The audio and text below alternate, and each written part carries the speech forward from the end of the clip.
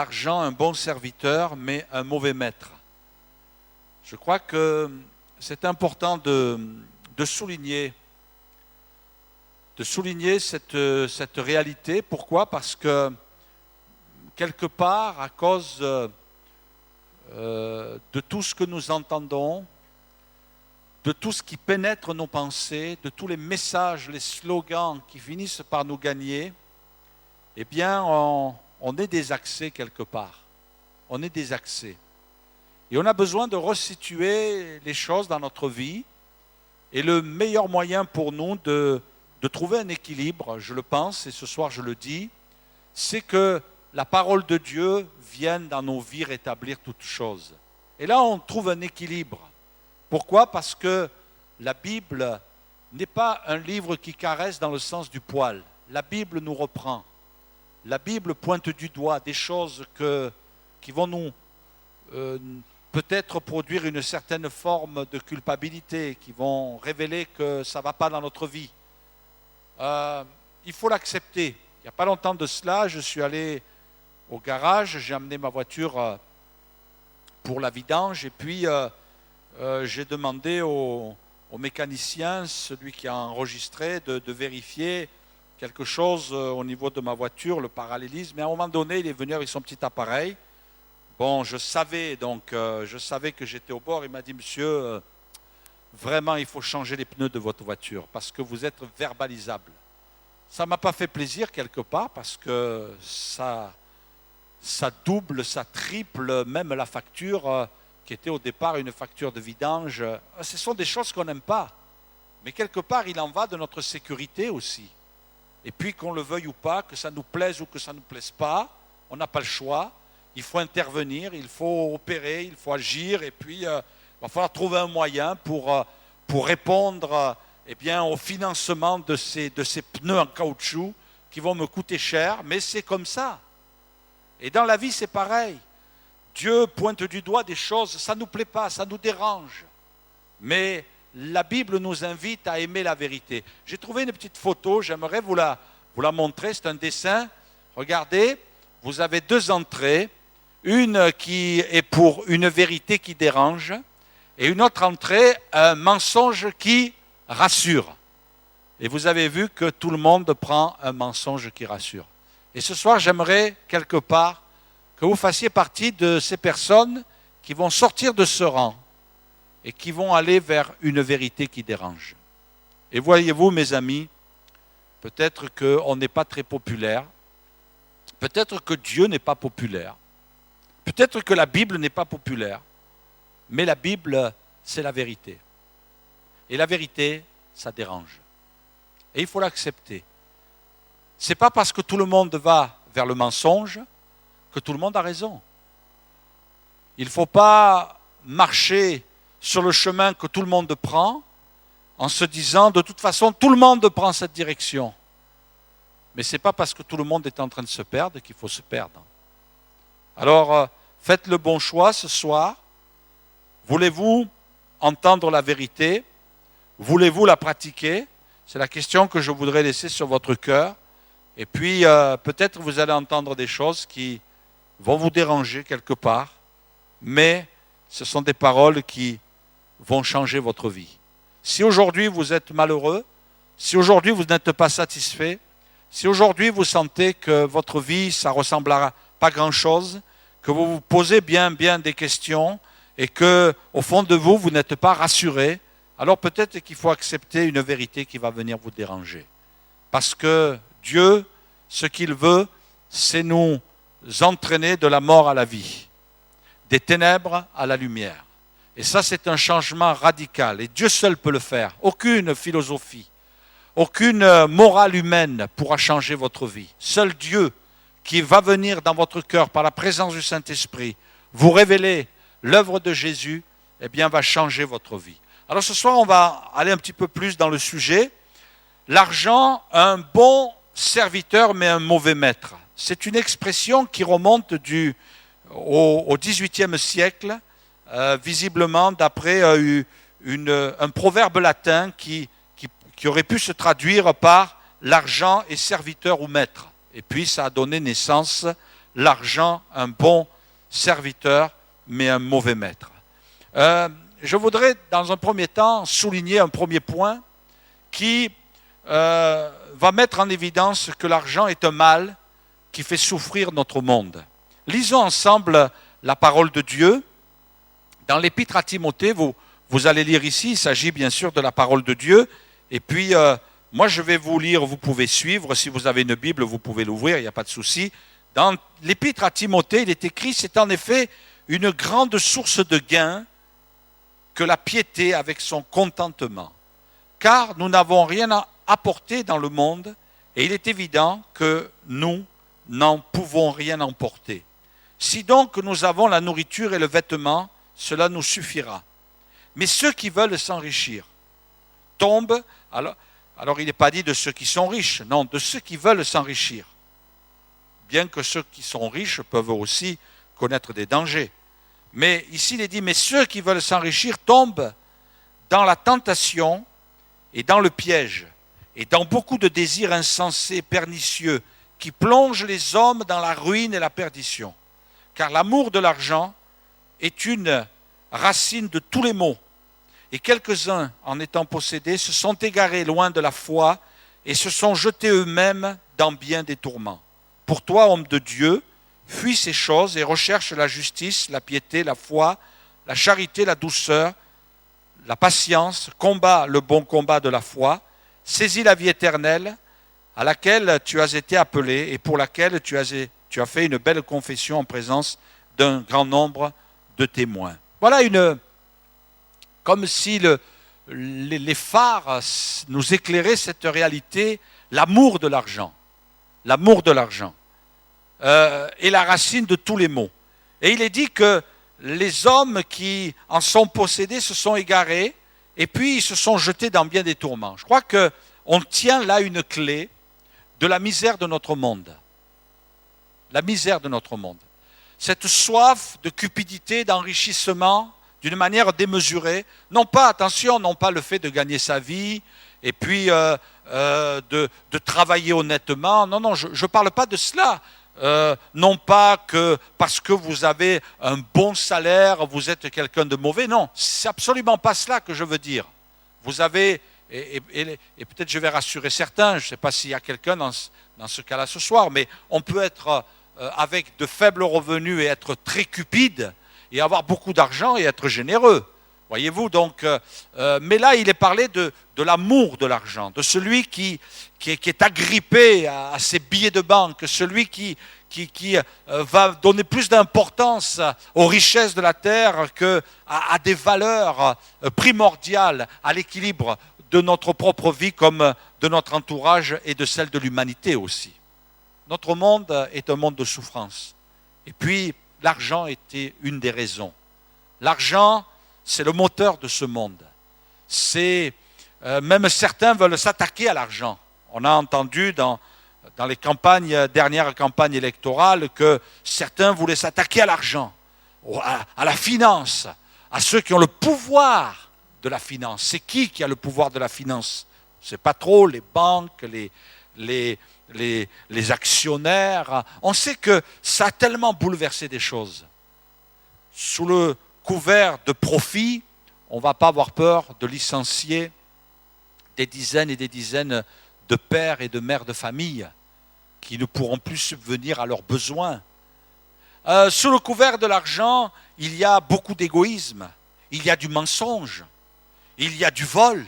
Les gens volent l'argent des autres, volent le trésor des autres, simplement parce que quelquefois s'est installée en eux la paresse de travailler ou parce que la convoitise. L'argent peut entraîner à des vices tels que le jeu, tels que les jeux d'argent, peut entraîner au meurtre.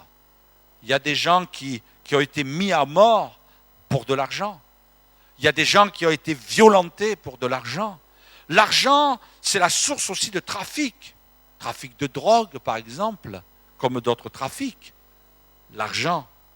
L'argent est aussi la source de la pauvreté dans le monde, qui produit un déséquilibre. Moi, je suis de ceux qui pensent que sur la terre, il y a tout ce qu'il faut pour qu'on vive tous heureux. un jour j'entendais à la radio, dans la voiture, j'entendais à la radio quelqu'un qui commentait le salaire d'une autre personne, et apparemment c'est quelqu'un qui vit dans notre beau pays de France, qui gagne 15 millions d'euros par mois. Et puis, celui qui commentait le salaire de cette personne disait, mais il ne peut pas le dépenser, ce n'est pas possible. On ne peut pas dépenser 15 millions d'euros par mois. Ça sert à quoi? Ça serait bien ce soir, ils viennent parmi nous et ils disent, laissez-moi votre numéro bancaire, on va partager. On accepterait avec plaisir, hein, qu'est-ce que vous en pensez? Ah, ça nous aiderait un petit peu. Hein. Et puis, c'est vrai qu'il y a des pays qui meurent de faim parce que d'autres veulent s'enrichir, parce que d'autres veulent le pouvoir de l'argent. Et puis, ce soir, bien sûr, ma liste, elle ne va pas tout mentionner, il va manquer sûrement de nombreux points, mais quand on pense qu'il y a des gens qui meurent et qu'il suffit qu'une industrie pharmaceutique puisse mettre en place le petit médicament et que les gens vont prendre ce médicament et ils vont guérir de cette maladie sans difficulté, mais ça ne rapporte pas assez. Alors, on ne fait pas ce médicament et on laisse les gens mourir. Toujours l'argent. L'argent. La puissance de l'argent. Et puis, les actionnaires qui poussent pour que la société elle fasse encore un plus grand bénéfice, peu importe les conséquences, peu importe ce qu'on va faire avec, le principal c'est l'argent. L'argent. Et la Bible dit c'est la racine de tous les maux. Et puis, Dieu nous invite, nous aussi, à ne pas être désaxés. Parce qu'on se dit, est-ce que je vais arriver à m'en sortir? Est-ce que je vais arriver à faire face? Et puis, je crois qu'il faut reprendre les choses d'une manière différente. Ici, vous avez remarqué, dans le texte que nous avons lu, il est parlé de richesse, mais de celles qui sont dans le cœur, celles qui sont dans l'âme, celles qui sont à l'intérieur de nous-mêmes.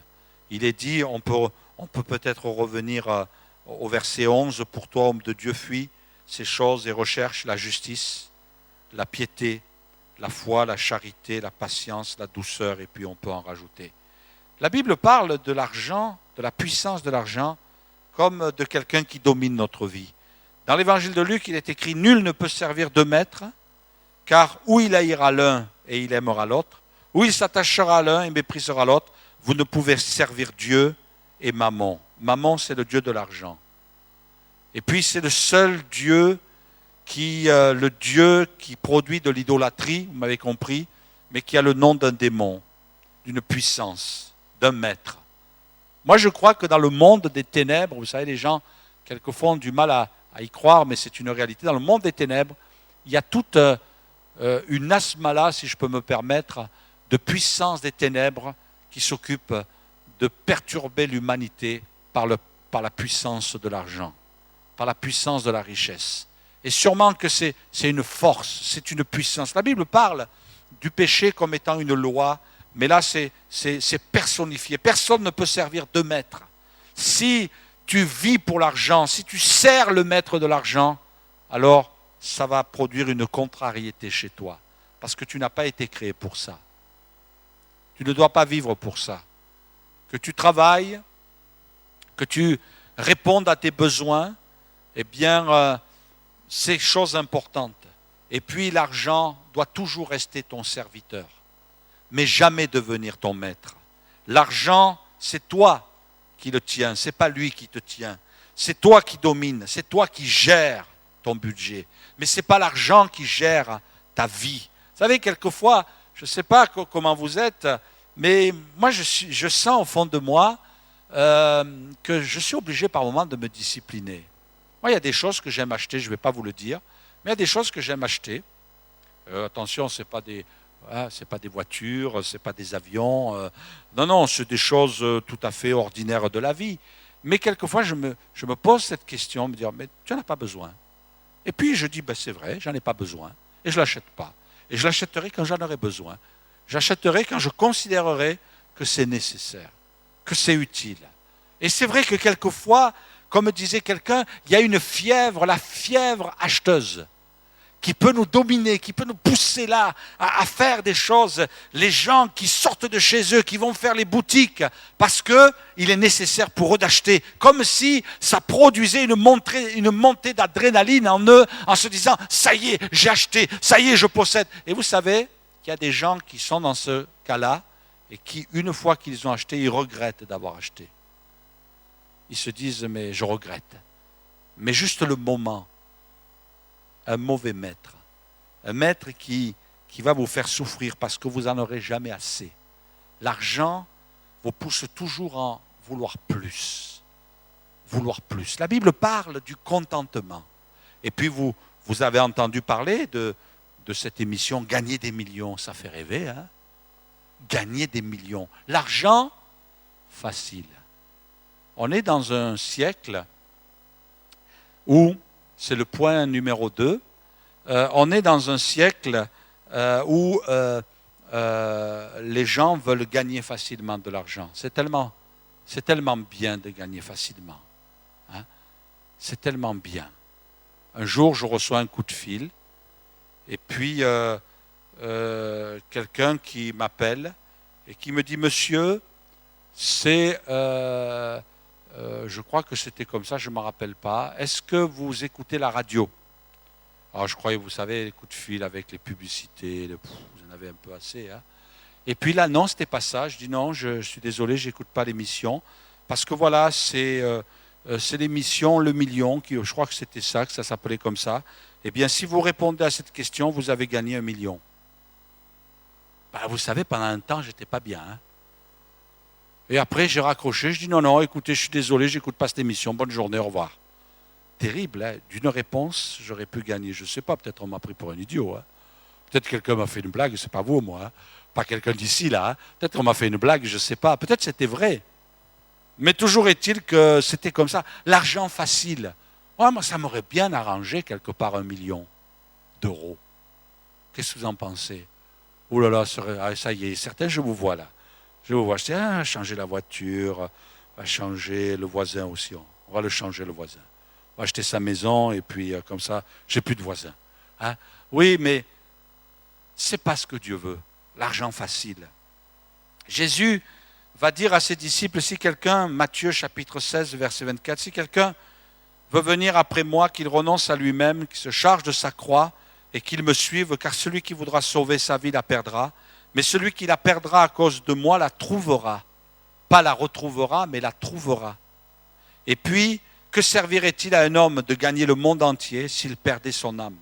Et que donnerait un homme en échange de son âme? Qu'est-ce qu'il donnerait? On peut gagner le monde, mais on peut perdre son âme. C'est terrible. Parce que sur cette vie, dans cette vie, combien de temps nous allons vivre? Espérons le plus longtemps possible. Mais si on a loupé notre vie avec Dieu ici-bas, c'est toute notre éternité qui est loupée. Que ça servira à quoi de gagner le monde? D'être riche sur cette terre, si on l'a été d'une manière malhonnête ou d'une manière à devenir indifférent des autres. Et puis de perdre son éternité, de vouloir gagner, de vouloir amasser. Vous savez, il y a quelque temps de ça, je me suis retrouvé chez un notaire. Et puis le notaire, écoutez, je l'ai rencontré souvent parce qu'on était en train de gérer un changement d'église et puis on vendait des bâtiments, enfin voilà.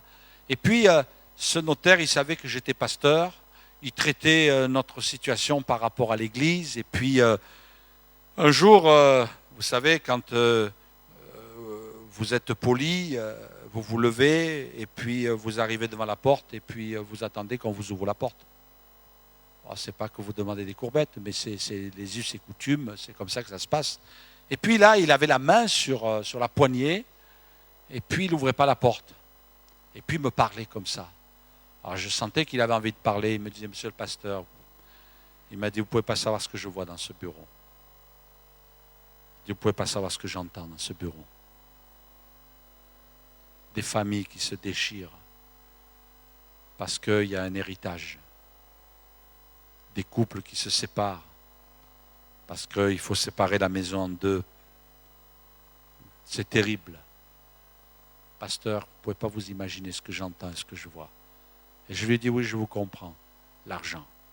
Quelquefois, il y a des pères et des mères de famille qui ont trimé, qui ont bagarré toute leur vie pour acheter un bien. Ça a été tout simplement des ouvriers, mais ils ont pu avec... ils ont vécu dans les périodes un peu plus prospères qu'aujourd'hui, et puis ils ont pu acquérir un logement, une maison, et ils ont des enfants dans lesquels se sont élevés dans cette maison, et à leur mort, il reste cette maison, l'héritage. Et les enfants s'entretuent quelquefois. Un jour, il y a un notaire qui a parlé à quelqu'un et qui lui a dit, vous savez, la famille est en train de se déchirer, et bien ils sont même arrivés à faire des statistiques, les notaires. Ils ont dit, on sait que pendant 6 mois, ça va être chaud.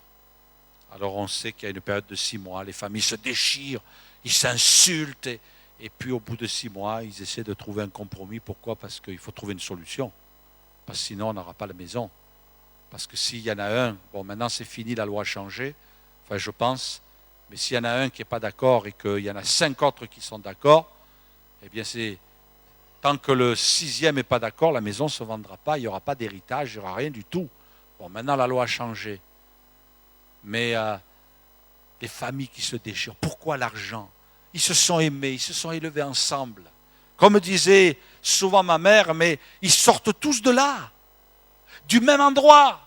Ils ont tous poussé dans la même matrice, des frères et des sœurs qui s'entre-déchirent, qui ne se parlent plus, qui se haïssent, qui se maudissent. C'est terrible. Pourquoi? Pour de l'argent. Le pouvoir. L'argent, c'est un Dieu. L'argent, c'est une puissance. L'argent, c'est une personne. Ne la laissez pas gâcher votre vie. Quelqu'un disait, vous affichez, il ne s'agit pas de devenir une personne qui a du succès, mais de devenir une personne qui a de la valeur. Ayez plus de valeur que de succès. Ayez plus de valeur que de richesse. Soyez des gens qui deviennent de ceux qui sont généreux. Et puis, l'argent n'amène pas le vrai repos. Vous savez que les gens sont inquiets, soucieux, ne savent plus quoi faire. Qu'est-ce qu'il faut que je fasse? Je retire mon argent des banques, j'achète une maison, j'achète de l'or. Ils ne savent plus quoi faire.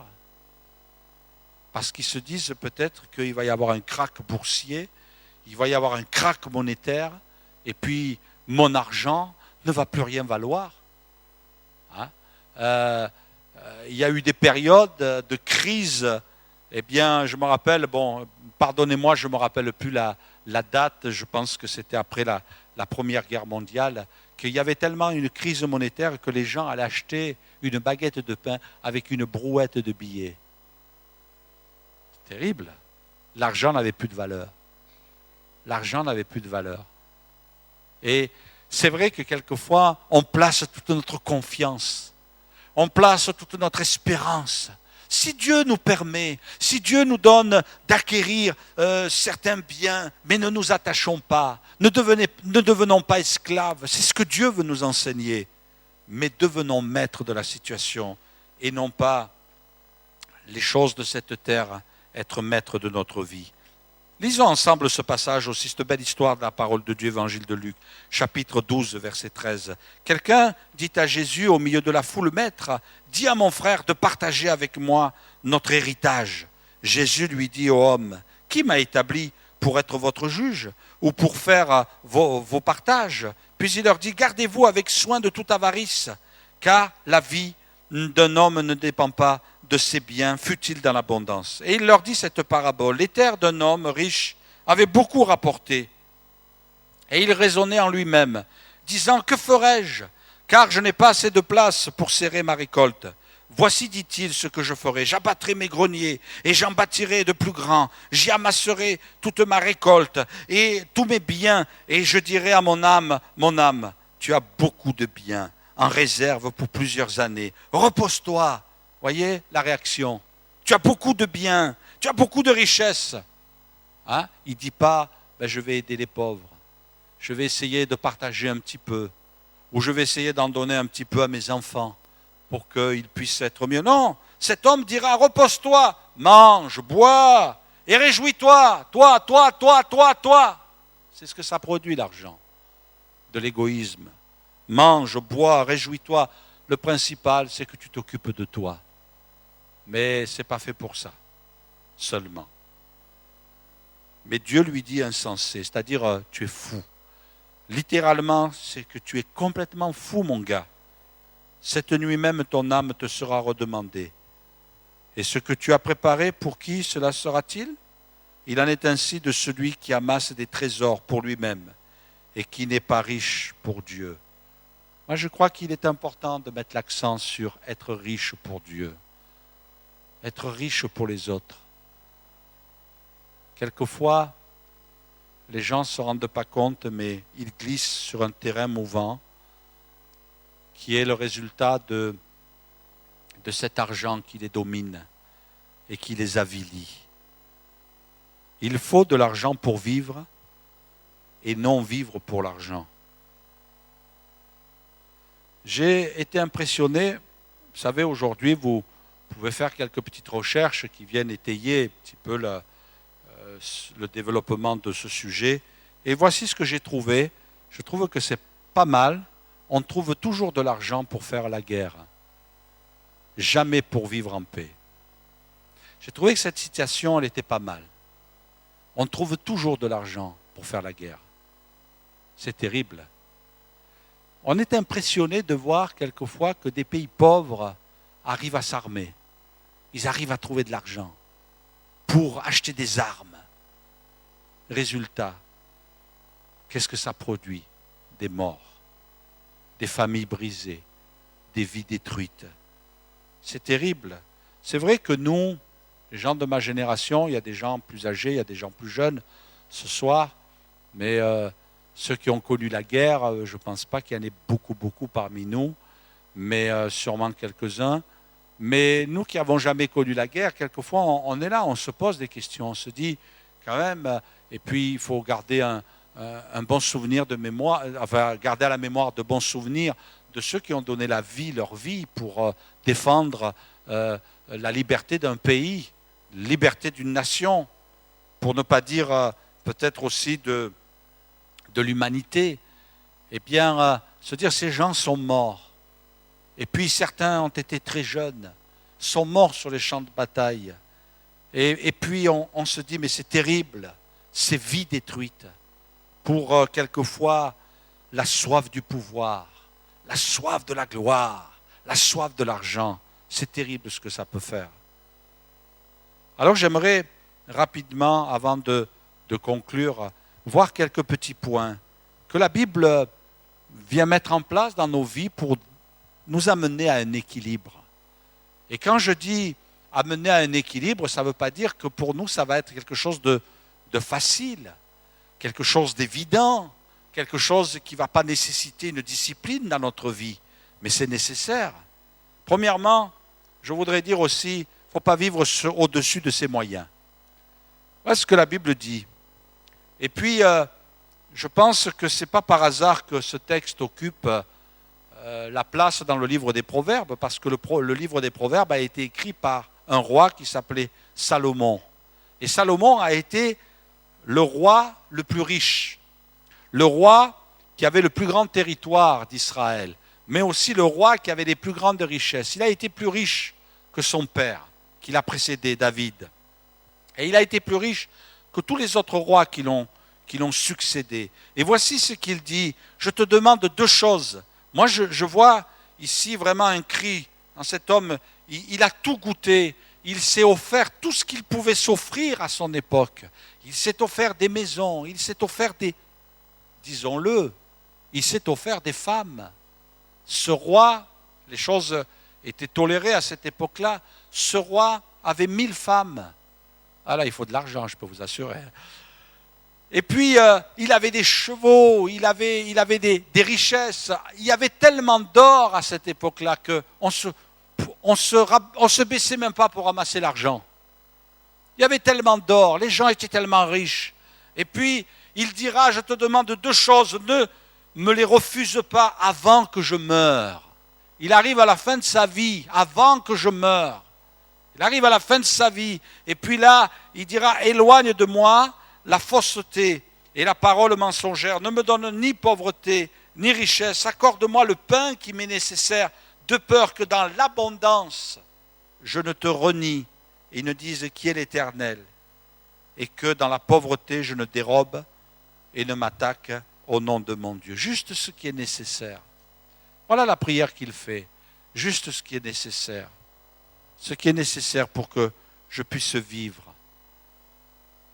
dans l'honnêteté, dans la droiture, et puis que je ne me détourne pas. Vous savez, l'argent n'achètera jamais votre couple. L'argent n'achètera jamais votre santé. L'argent n'achètera jamais l'amitié. Parce que les gens qui vous entoureront, pour beaucoup, je ne dis pas tous, seront intéressés par votre argent. Mais ça ne peut pas vous donner une véritable amitié. Ne pas s'endetter. La Bible dit ne devez rien à personne, si ce n'est de vous aimer les uns les autres, car celui qui aime les autres a accompli la loi. Il faut éviter d'entrer dans un schéma d'endettement. Il y a des gens, ils sont endettés. Alors attention, je ne parle pas de ces crédits qu'on peut faire par rapport à l'achat d'une maison, par rapport à l'achat d'une voiture, mais tout doit être géré consciencieusement, avec équilibre. Hein, je ne pense pas que... Mais quand il est dit de rien devoir à personne, c'est de ne pas aller au-delà de nos capacités de remboursement, de ne pas pouvoir faire face et de rester avec des dettes. Il faut éviter l'endettement. C'est vrai qu'il y a toujours quelque chose à acheter. Il y a toujours quelque chose de mieux. Il y a toujours quelque chose qui nous attire, mais il faut savoir se contenter. Et puis, pas entrer dans un schéma de dette. Il y a tellement de gens qui sont endettés aujourd'hui. Un jour, on me raconte l'histoire de cet homme qui avait un salaire mirobolant, même qui vous ferait rêver pendant quelques minutes. Et cette personne, eh bien, a fait des démarches auprès de services de surendettement parce qu'il avait tellement de crédit que tout son salaire partait, même un salaire élevé. C'est terrible. C'est sûr que chez lui, il y avait les meilleurs appareils.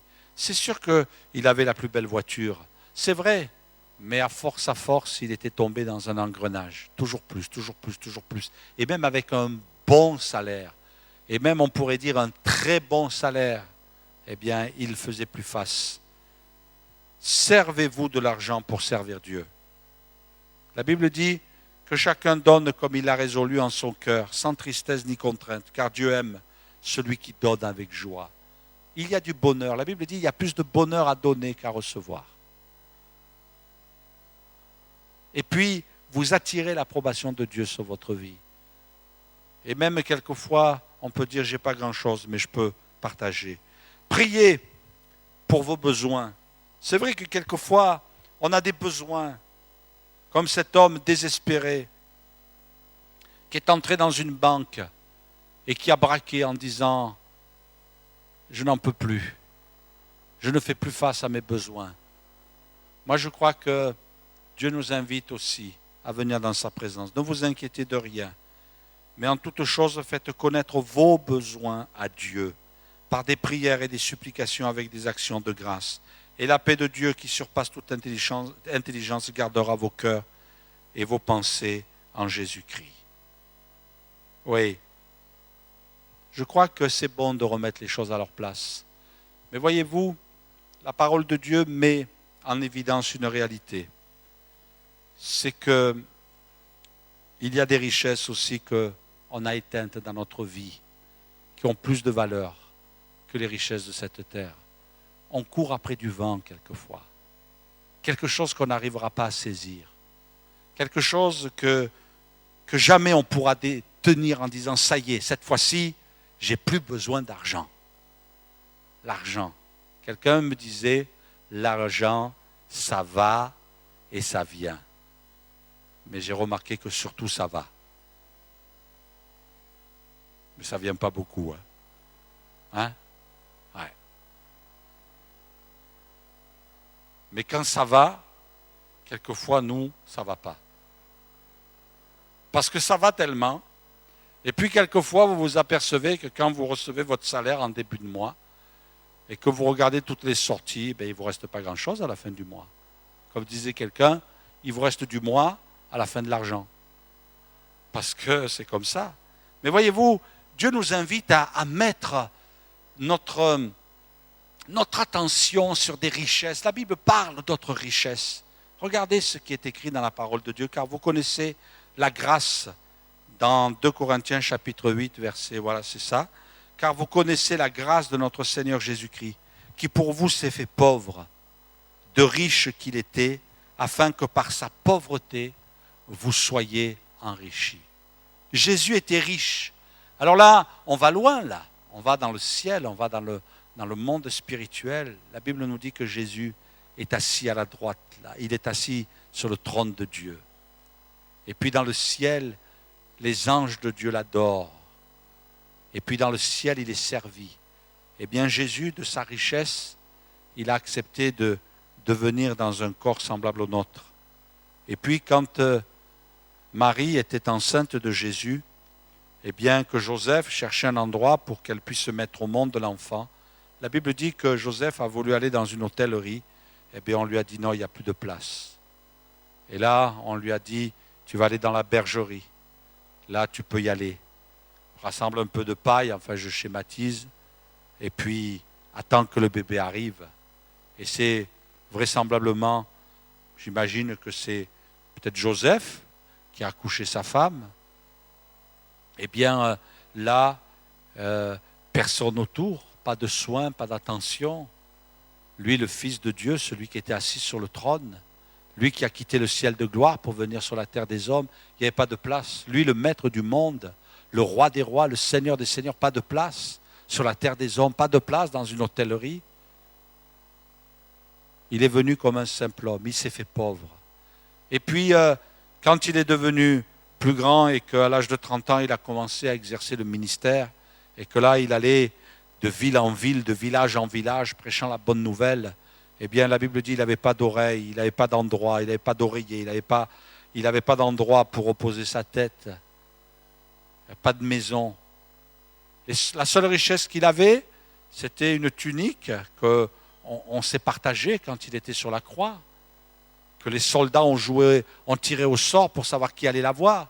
Et même celui qui avait l'argent et qui permettait à ce groupe de 13 personnes de pouvoir subvenir à leurs besoins, eh bien, lui volait l'argent. Déjà, ils n'en avaient pas beaucoup, et en plus, celui qui avait l'argent, il le volait. Il s'est fait pauvre, il a accepté cette pauvreté.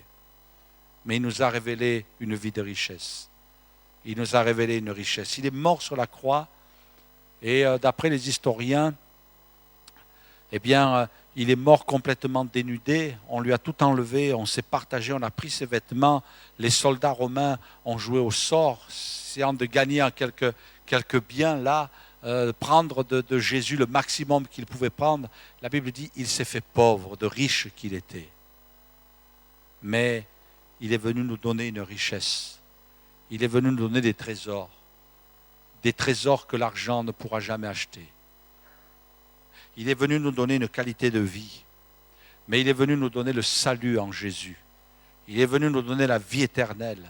Il est venu nous donner une vie changée, une vie transformée, une vie heureuse, une vie de paix, une vie de joie, mais une vie d'espérance aussi. On ne vit pas sur cette terre. On sait très bien, on ne met pas notre espérance sur cette terre. On sait très bien que le jour, si notre vie n'est pas enlevée avant cela, mais le jour où on passera par la mort, le jour où on mettra un couvercle sur notre cercueil, eh bien, notre espérance, elle n'est pas dans le tombeau.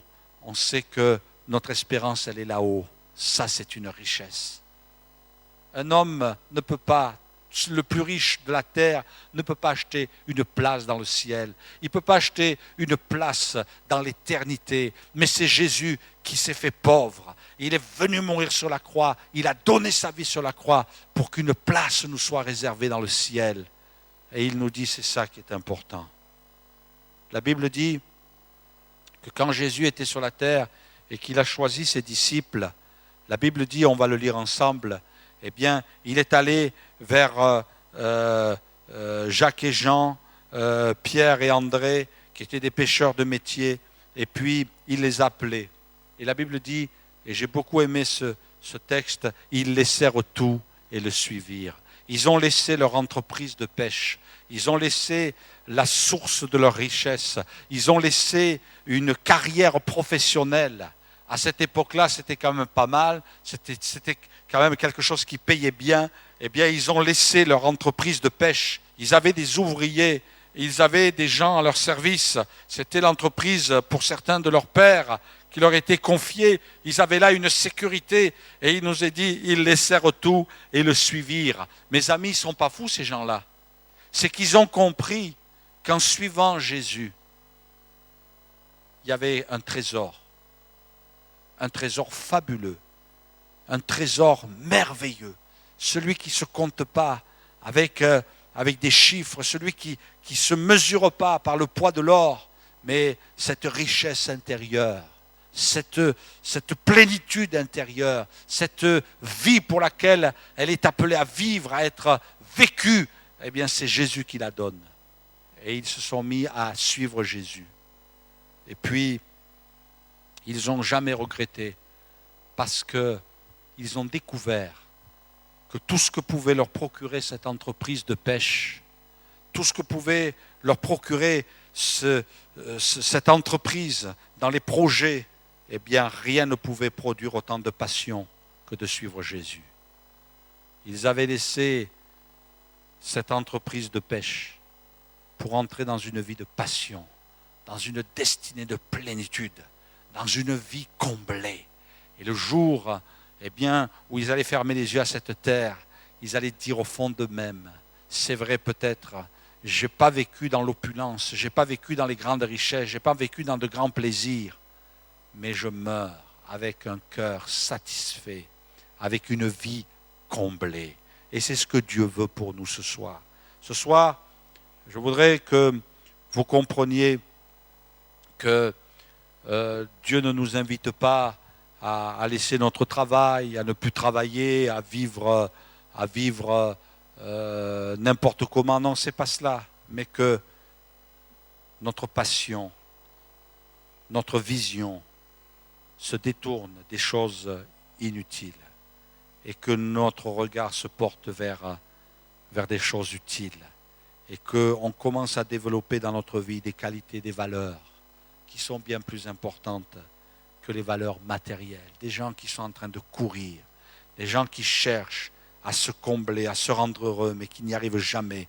Ils sont à la recherche du bonheur, ils sont à la recherche de la joie, ils sont à la recherche de la paix, alors que finalement, il y a une personne qui vient à vous ce soir, et qui est Jésus, et qui dit, si j'entre dans ton cœur, je vais te combler, je vais te rendre heureux, je vais faire de toi quelqu'un de passionné, quelqu'un qui va vivre une vie nouvelle.